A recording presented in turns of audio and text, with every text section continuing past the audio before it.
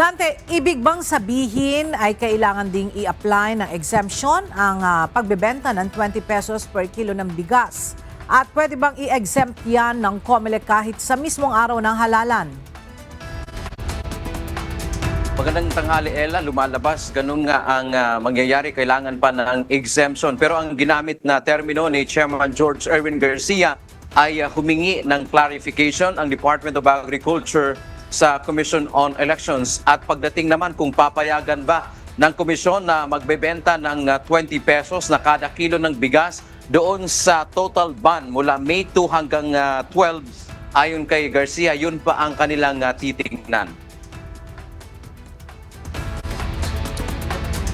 Walang nakikitang problema ang Commission on Elections o COMELEC sa launching ng 20 pesos rice project o pagbebenta ng 20 pesos na kada kilo ng bigas ng pamahalaan bukas.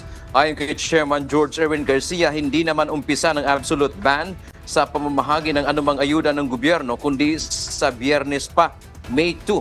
Dagdag pa ni Garcia, ang payo nila na huwag na munang magbebenta ng subsidized o 20 pesos na kada kilo ng bigas mula May 2 hanggang 12 sa panahon ng total ban ng ayuda distribution.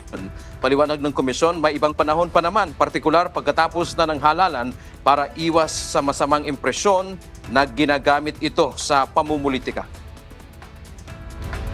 Opo, may suggestion.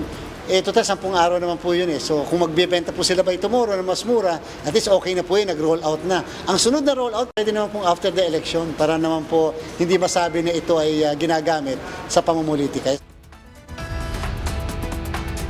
Ng exemption ng COMELEC ang 20 pesos rice project ng pamahalaan. Nilinaw ng poll body, hindi naman kasama sa exemption ang pagbebenta sa 10-day absolute ban mula May 2 hanggang 12. Kailangan pa niya na humingi ng clarification ng Department of Agriculture o DA sa COMELEC sa issue kung makapagbebenta sila mula May 2 hanggang May 12.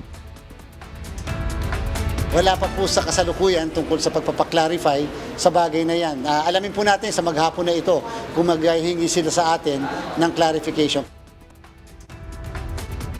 Ella, mula May 2, araw nga ng Friday hanggang po sa May 12, araw na ng halalan, yan ay epektibo na ang 10-day na absolute ban sa lahat ng uri ng ayuda, partikular ng Department of Social Welfare and Development tulad ng AIC, TUPAD, 4Ps. Liban na lamang kung sila ay makahingi ng exemption mula sa Commission on Elections at pagbibigyan sila. Pero so far sa ngayon ay wala pang natanggap ang COMELEC na anumang clarification o karagdagang request para mabigyan ng exemption ang anumang ayuda ng pamahalaan.